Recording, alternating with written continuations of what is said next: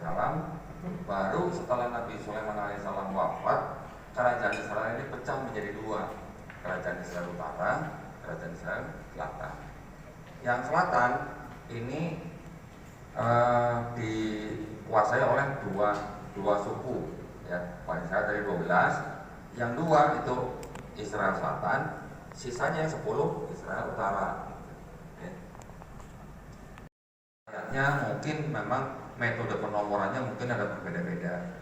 Ada yang memberikan nomor kata kalimat basmalah, ada yang tidak. Tapi kan sebenarnya jumlah ayatnya semua sama, cuma cara penomorannya beda-beda. Tapi kalau di sini sudah jumlah kitabnya beda, jumlah ayatnya juga beda. Karena juga di sini antara ini dengan yang Yahudi, sistem penomoran ayatnya juga ada yang berbeda. Sama seperti kita di dalam Quran. Jadi kesimpulannya dua tadi, Tuhannya belum kelar, kitabnya belum kelar gitu. Bahasa Betawinya gitu Pak ya. Nah, kalau mau lihat nanti isinya apa aja, nah ini isinya. Yang Katolik, yang Ortodok, yang Protestan, yang Yahudi, itu ini aja, semua ya. Baik, saya percepat sedikit. Tadi kita sudah mulai bicara mengenai yang perjanjian baru kan ya. Di dalam perjanjian baru kita mengenal ada yang namanya dari Paulus. Ya, Paulus itu kan menulis surat-surat. Ternyata dari yang dianggap 13 surat yang ditulis oleh Paulus, ternyata cuma 7 yang otentik, yang dianggap otentik. Ini yang ngomong bukan saya loh. Ini yang ngomong ahli-ahli perjanjian baru semua loh. Jadi dari 13 surat yang dianggap sebagai surat tulisan Paulus, ternyata cuma 7 yang dianggap benar-benar tulisan Paulus. Sisanya tulisan siapa? Paulin, tadi saya bilang ya, Paulin adalah orang-orang yang mengikuti pemikiran Paulus. Ya, jadi pemikiran udah sama dengan Paulus. Ada lagi satu sebagai tambahan, satu Ibrani namanya kitab Ibrani, itu sama sekali malah tidak diketahui penulisnya siapa. Gitu. Ya. Nah, kalau yang 4 gospel ini malah sebenarnya setelah kita pelajari itu ditulis setelah adanya surat-surat Paulus itu. Nah, jadi kalau di Bible kita melihat yang pertama kan Matius, Markus, Lukas, Yohanes, baru nanti ada kisah para rasul, Roma, Galatia dan selanjutnya yang dianggap surat-surat Paulus. Jadi seolah-olah yang Matius sampai Yohanes ini ditulis dulu, kemudian baru ada doktrin atau ajaran Paulus berikutnya. Tapi ternyata kalau kita pelajari ternyata yang ditulis dulu itu yang Paulus. Gospelnya belakangan. Setelah Paulus mati dipenggal kepalanya, baru gospel ditulis. Kalau begitu, penulis gospel kira-kira terpengaruh oleh tulisan Paulus atau tulisan Paulus yang terpengaruh oleh gospel? Kalau gitu kenyataannya, berarti besar kemungkinan yang menulis gospel sudah mengetahui pahamnya atau doktrinnya Paulus. Ya. Kalau kita lihat Markus itu sebenarnya ditulis yang pertama kali, tolong mundur ke atas. Nah, kalau kita lihat itu dari tahun 65 sampai 70 Masehi, sesaat sebelum bait suci kedua dihancurkan oleh Jenderal Titus tahun 70 Masehi. Matius Lukas itu sebenarnya nyontek dari Markus. Ya, nyontek dari Markus, kemudian ditambahin dengan sumber kisah mereka sendiri yang disebut dengan sumber Q atau Quell. Quell itu bahasa Jerman, artinya kabar baik yang beredar di masyarakat. Ya. Baru yang Yohanes ditulis kira-kira tahun 95 Masehi. Jadi tulisan-tulisan gospel itu semuanya ditulis setelah ada surat-surat Paulus. Cuman disusun di depan surat-surat Paulus. Ya. Karena apa buktinya? Salah satu indikasinya. Karena Paulus di dalam surat-suratnya tidak pernah nyebut-nyebut Matius, Markus, Lukas, Yohanes. Ya. Paulus tidak pernah menyebut-nyebut ada mayat bangkit pada waktu Yesus disalib. Terus Yesusnya bangkit, ada mayat bangkit di Yerusalem, bangkit masuk ke Yerusalem. Paulus nggak pernah cerita. Padahal kan itu harusnya cerita yang heboh kan. Mayat sudah jadi mayat, orang kudus keluar dari kubur masuk kota, apa nggak heboh gitu? Ya kan? Paulus juga tidak pernah menceritakan tentang mujizat-mujizat Yesus, betul kan? Di dalam surat-surat Paulus tidak pernah cerita mujizat Yesus. Paulus hanya mendoktrinkan bahwa kalian harus percaya Yesus sudah mati di atas kayu salib untuk menebus dosa kalian. Jadi kalau kalian, walaupun kalian sunat, matinya Yesus tuh nggak ada gunanya buat kalian. Kira-kira gitu, ya. Jadi dengan ini kita pelajarin ini, kita tahu bahwa sebenarnya yang menjadi dasar penulisan gospel itu bisa jadi adalah tulisan-tulisan Paulus. Oke? Dan menurut ahli-ahli perjanjian baru sendiri, penulis-penulis gospel itu yang jelas bukan saksi mata, ya, bukan orang juga yang mengenal saksi mata. Nama-nama Matius, Markus, Lukas, Yohanes itu adalah nama-nama yang diatributkan oleh bapak-bapak gereja. Yang pertama oleh Santo Papias di tahun 135 Masehi, yang kedua oleh Santo Irenaeus di tahun 185 Masehi. Nama-namanya boleh disebut kok, ini Matius. Itu hanya nama-nama yang diatributkan, tapi yang menulis tidak pernah mengaku dia bernama siapa kan. Ya, jadi ibaratnya orang-orang yang menulis gospel itu orang-orang yang tidak pernah ketemu Yesus, orang-orang yang tidak pernah jalan-jalan bareng Yesus, dan yang jelas itu orang-orang yang tidak pernah ngopi bareng Yesus.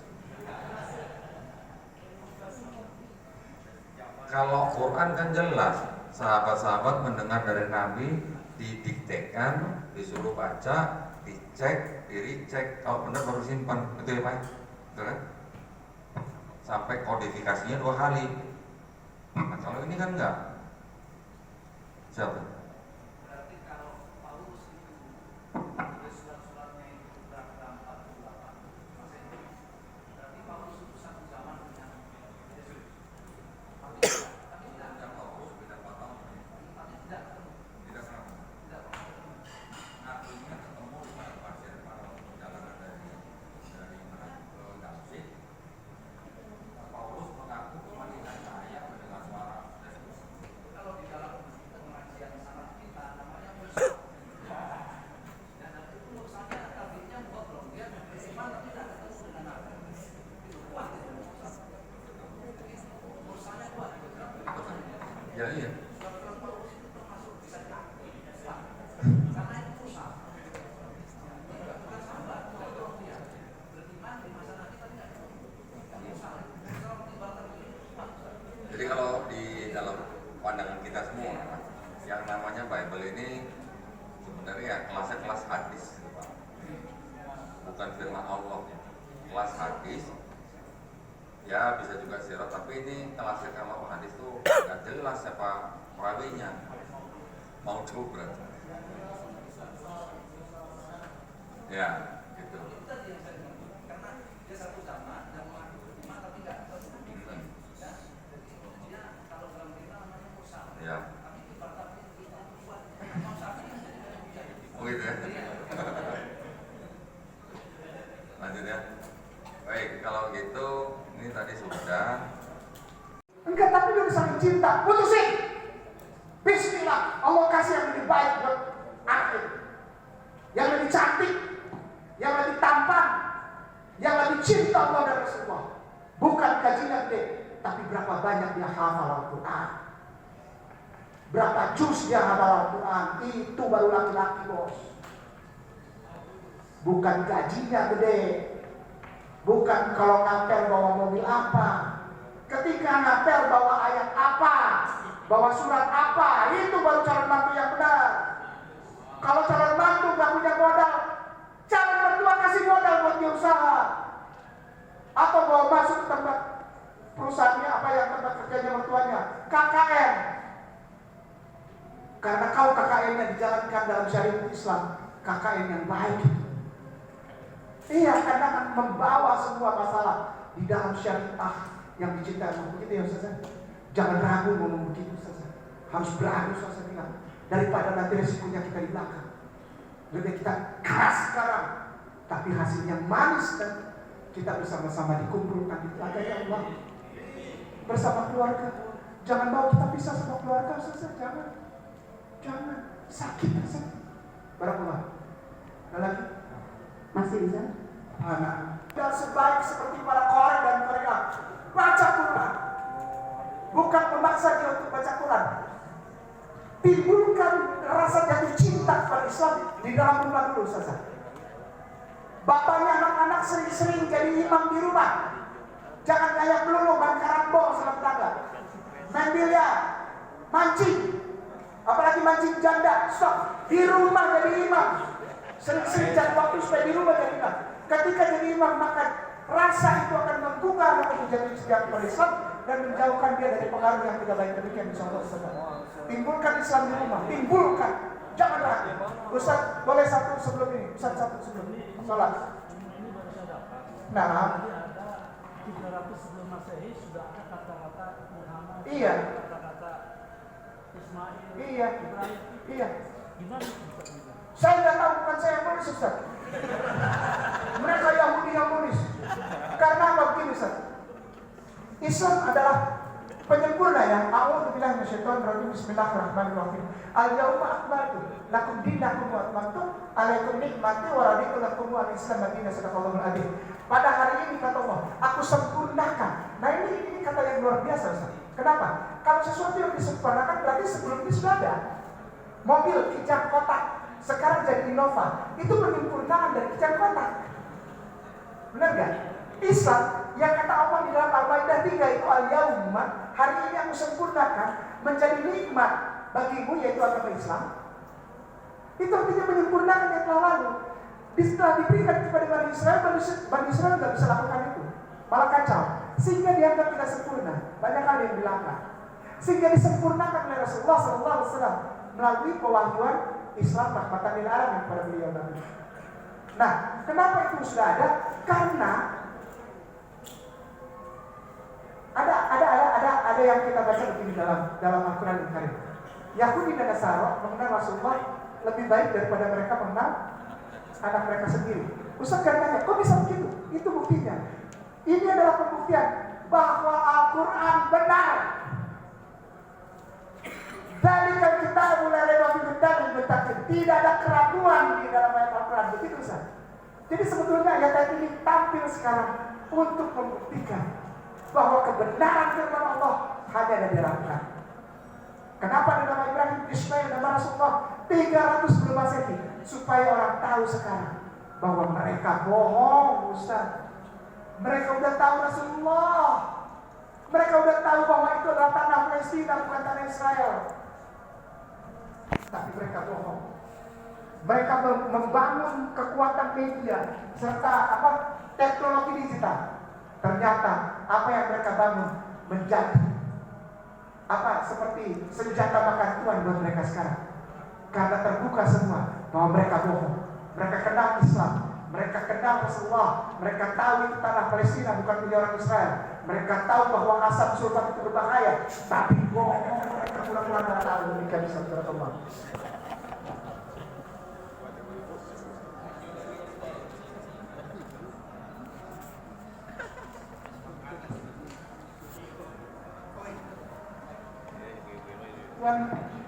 Tuan guruku saya yang aku hormati, Ustaz, Tuan Ustazah, Tuan guruku, kailangan minta maaf Dondi, tolong doakan Kohani, tolong doakan Felix, tolong doakan Umi Haji Irena, tolong doakan Bapak Fadlan, tolong doakan Ustaz Nababan, tolong doakan Ustaz Bakhtiar yang sekarang lagi pulang balik ke sana. Tolong doakan Syekh Farid Alka yang sedang ngurus rumah sakitnya di sana. Merci. Tolong doakan semua orang yang masih tidak mau pulang di sana. Rizky, Zul di sana masih ada. Yang sudah pulang Abang Oni bersama keluarga, tolong doakan mereka. Hussein, tolong doakan mereka. Tolong doa juga untuk kita punya cinta Habibur dan Siksian. Di dalam menghadapi ada masalah dengan istri, kesehatannya, doakan istri beliau akan cepat sembuh. Doakan para tuan guru Habib Buddha kita. Jangan tinggalkan pengajaran mereka.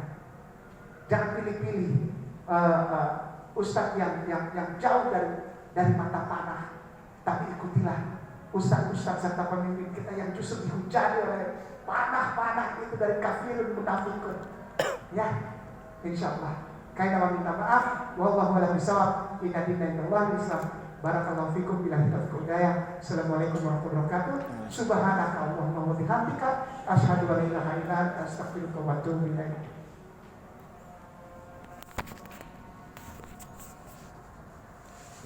Karena sudah ditutup langsung oleh beliau, langsung saja jawabnya. Kitab sucinya dicoret jadi hadis Katolik. Rupanya Katolik punya hadis juga. Nah kalau yang dipegang Dodi itu yang tebal, lengkap itu, ya. Dulu saya dapat 10 buah. Kalau teman-teman di Batak pada punya. Nah termasuk sekarang mereka kan pakai Bible yang Arab Indonesia, itu menerbitkan Bible Indonesia Arab. Untuk siapa kira-kira Bible bahasa Arab Indonesia itu? Bukan untuk orang Kristen Arab. Di Indonesia tidak ada komunitas Kristen Arab. Ini untuk orang Islam. Makanya dia terbitkan itu Alkitab yang Indonesia Arab untuk menginjili orang Islam. Tapi bagi kader-kader dakwah yang belum di kristologi, justru kitab ini bisa kita klik balik. Ini adik-adik kita sudah paham. Karena diantaranya ada satu ayat yang dianggap bahwa Alkitab itu ada yang menjelaskan bahwa Yesus itu Tuhan. Nah nanti kita akan lihat ini ya. Saya ingin memberikan titik ini adalah dosen Islamologi di situ menulis buku. Apakah Al-Quran ini firman Tuhan? Dijawab dia sendiri bahwa Al-Quran bukan firman Tuhan. Nah pertanyaan sekarang kita balik, apakah Alkitab atau Bible itu firman Allah? Maka kita buktikan bahwa Bible ini bukan firman Tuhan. Kenapa bukan firman Allah? Banyak ayat-ayat yang kontradiktif, banyak ayat-ayat yang tidak etis, banyak penghinaan pelecehan kepada Allah, kepada para nabi. Itu sebagai bukti bahwa itu bukan firman Tuhan. Tapi kalau Bapak tanya sama pendeta, ketika kita jelaskan di dalam Bible itu Nabi Lut berzina, contoh Naibaho, ya. Pak Naibaho, benar nggak ini Lut itu berzina? Kita mana ini Lut berzina? Benar, karena tertuang dalam Alkitab. Ini Pak, Lut berzina itu memang ada di dalam Alkitab, tapi ini apa benar Nabi Lut berzina? Nabi Nuh mabok-mabok sampai telanjang kurang. Nabi Daud berzina dengan istri anak buahnya. Ini fitnah-fitnah orang Yahudi. Tapi kalau tanya sama pendeta membenarkan. Makanya wajar kalau kaum Nasrani itu disebut Dor terus agama.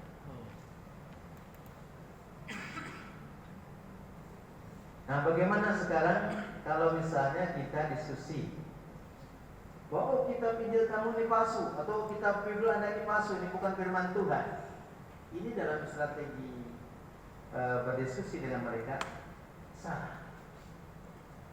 Karena kalau kita katakan bahwa kitab Injil ini palsu, dia akan bertanya, tolong Pak Ustadz tunjukkan mana yang asli. Jadi harus kita paham bahwa itu palsu, Bible yang original. Nah, ketika saya diskusi dengan Warakoh Binopal, di Indonesia ini ada Warakoh Binopal, yaitu seorang pendeta dari Kristen Advent namanya Robert Walean, yang jadi Warakoh Binopalnya Ahmad Musodek. Jadi Ahmad Musodek itu bertemu dengan Warakoh Binopal, itu Kristen Advent ya. Kata dia, apakah Tuhan Allah hanya mampu menjaga Quran lalu tidak mampu menjaga kitab Taurat dan kitab Injil? Saya katakan kepada kalian, kalau kalian mengatakan Quran kitab yang terinspirasi, karena ada pernyataan Allah dalam Quran sendiri dalam surat Al-Anbiya 9. Nah, sementara bukti kedua bahwa Quran ini merupakan kalam Allah, buktinya terjadi banyak yang hafal Quran 30 juz. Nah sekarang apakah ada di kitab Anda yang Anda meyakini kitab Taurat itu pernyataan Allah kami turunkan kitab Taurat kepada wahai Musa, kami yang mendengar yang melarang? Mana ayatnya? Kalau ada tunjukkan, tidak bisa tunjuk. Yang kedua, Anda yakin katanya 4 Injil ini, karangan Matius, karangan Lukas, karena segala macam. Nah, apakah ada pernyataan Allah kami turunkan Injil kepada wahai Musa, kami yang menjaga yang melarangnya? Tidak ada. Dan tidak ada juga para pendeta Kristen yang hafal Bible. Pokoknya tokoh agama di luar Islam tidak ada yang mampu menghafal kitab sucinya kecuali Quran. Nah, jadi di sini, nah ini sudah tidak ditemukan dalam Bible yang sekarang itu tulisan karangannya. Langsung saja Injil Matius, Injil Lukas itu kan kalau yang sekarang. Kalau dulu masih ditulis karangan. Ya. Ini sudah dicetak. Dan memang perubahan-perubahan itu terjadi. Nah ini misalnya tahun 93 dengan 68 sudah berbeda. Antara babi yang haram itu tahun 60, ya tahun 68, Tahun 93 Imamat 11/7 itu bukan babi tapi babi buta. Maka sesaat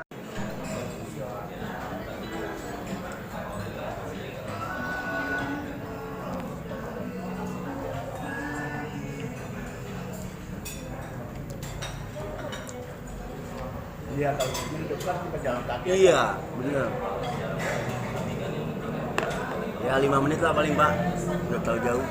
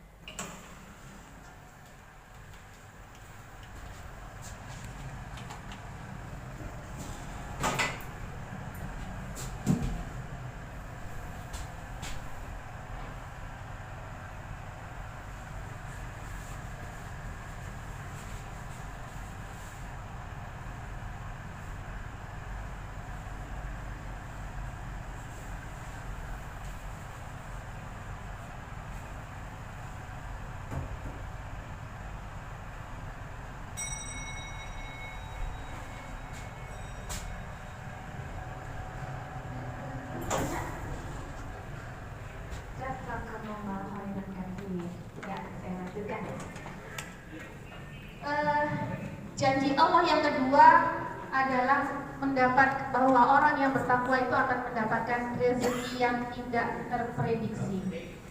Itu di surat At-Tolak ayat 2 dan 3. Insyaallah kita semua sudah tahu ya. Terus kemudian kalau Rasulullah itu sudah menunaikan kewajibannya, demikian pula kita, dan mereka itu tetap tidak mau, ya jangan bersedih hati. Sebab itulah saya sering mengatakan hidayah itu mahal. Nah, mereka itu seringkali berkedok pada perkataan orang tua kepada anak seperti itu. Jadi yang kita bisa sampaikan, mohon maaf, bukan hanya dengan ucapan, tapi kita sampaikan itu memberikan pemahaman dengan perbuatan kita. Insya Allah pembicaraan dari hati ke hati itu akan lebih efektif. Sebagai satu contoh secara singkat, ada orang kita yang menikah. Ini yang minta pembelajaran Islam itu enggak sedikit loh. Bahkan ada orang-orang Islam, termasuk dalam negeri, orang-orang Islam yang menyatakan Umi, Ustazah, ini saya tuh belum ngerti Islam loh, walaupun saya sudah Islam dari turunan. Saya pengen belajar. Nah, nggak mungkin kalau disatukan dalam satu kelas dengan para mu'alafah.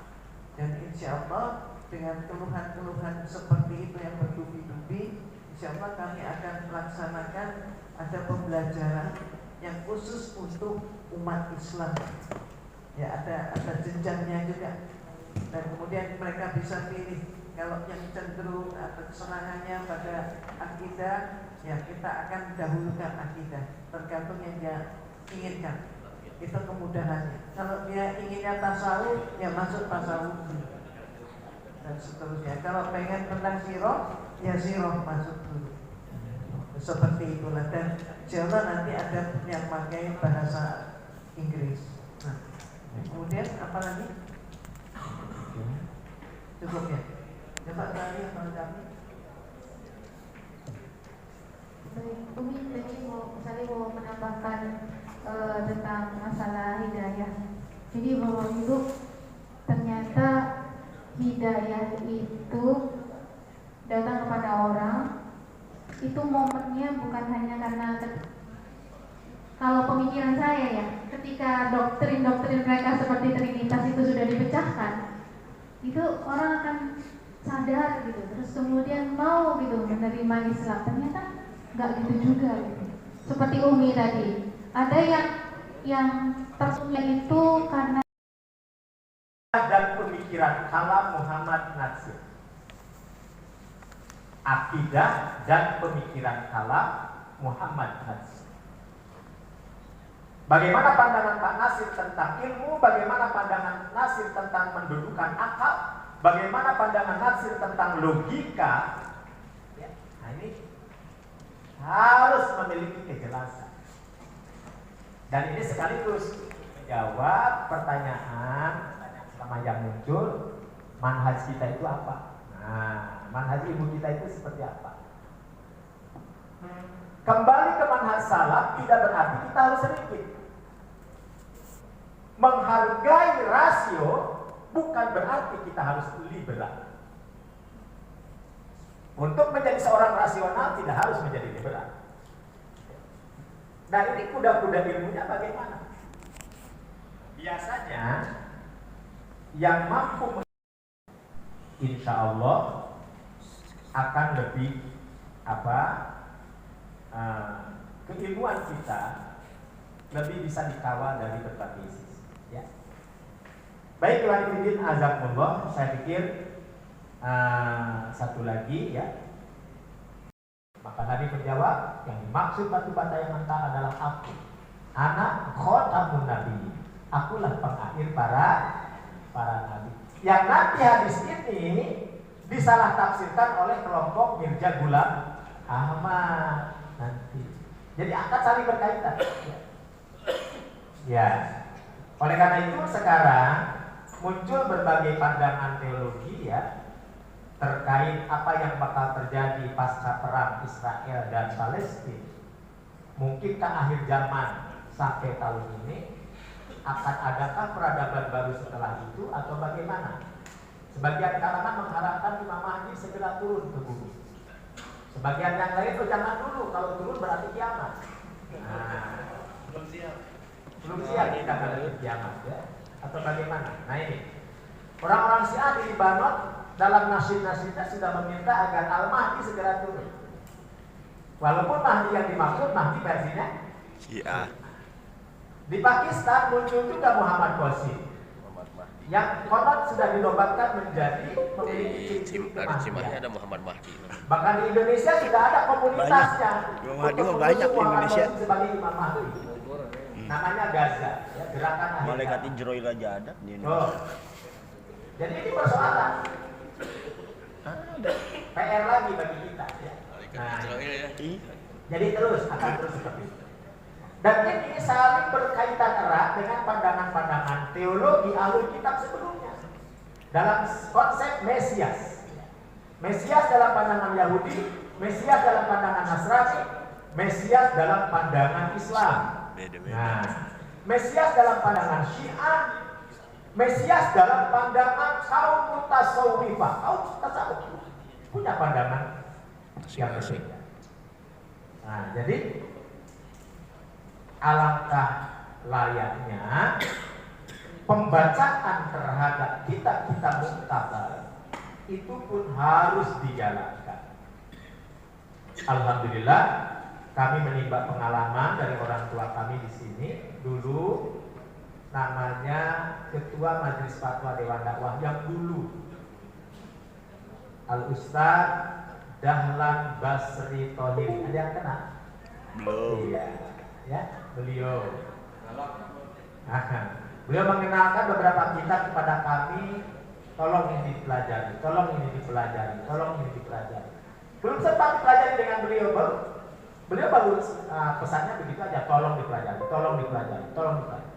Nah, rupanya memang ini bisa menjadi senjata kita dan insya Allah akan semakin melengkapi kurikulum yang kita inginkan di dalam menjaga keutuhan marwah keislaman, keimanan kita insya Allah.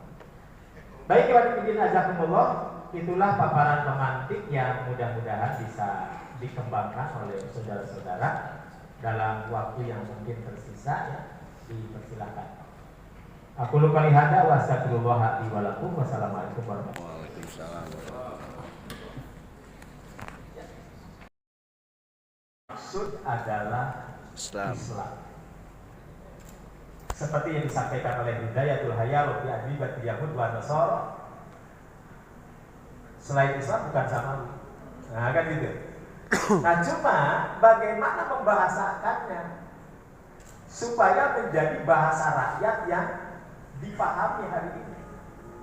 Dikala gelombang perang istilah sudah mulai menjalan dari awal. Jadi perubahan sudah terjadi dari awal. Dengan satu kesimpulan bahwa agama samawi itu ada 3. Yang menurut Pak Haji Prosidi, sastrawan besar kita yang seangkatan dengan Hamka, Pramudia gitu kan, itu menyayangkan kenapa Ahmad Kartami Harja itu, orang Garut, sastrawan Garut, tidak memasukkan polemik Nasir Soekarno itu ke buku polemik kebudayaan. Padahal itu luar biasa sangat tinggi mutunya. Ada ulama yang dakwahnya menggunakan cara berdebat, namanya Tuan Hasan, Ustaz Hasan bin Ahmad Bandung, lalu pindah ke Bangil. Beliau memang menyenangi perdebatan dengan dakwah dengan cara perdebatan. Hampir semua pihak diajak berdebat. Bahkan perdebatan itu ditawarkan gitu. Mau di mana, berapa biayanya, saya yang tanggung gitu. Dengan Ahmadiyah, dengan kalangan Kristen, dengan Syiah, dengan kalangan sekuler dan seterusnya dan seterusnya. Nah, kemudian di adab-adab dialog, tolong baca saja. Belajar itu tentang ilmu debat, belajar, dikuasai ilmunya segala macam. Tetapi dibilang kalau dari debat itu memerlukan kekerasan, tampilkan teman-teman dari FPI, dari HTI segala macam. Kenapa? Karena mereka punya pasukan, punya laskar. Kalau dari kekerasan itu ada yang luka segala macam, maka serahkan kepada teman-teman di Muhammadiyah. Kenapa? Karena dia punya rumah sakit, punya poliklinik. Kalau dari yang itu luka tadi ada yang mati, serahkan kepada teman-teman NU untuk ditahlilkan. Nah, terus peran Dewan Dakwah di mana? Nah, peran Dewan Dakwah di mana? Dewan Dakwah membagi tugas itu. Assalamualaikum warahmatullahi wabarakatuh. Jadi dengan secara resmi pelatihan ini kami tutup dengan bacaan hamdal. Alhamdulillah. Assalamualaikum warahmatullahi wabarakatuh. Waalaikumsalam.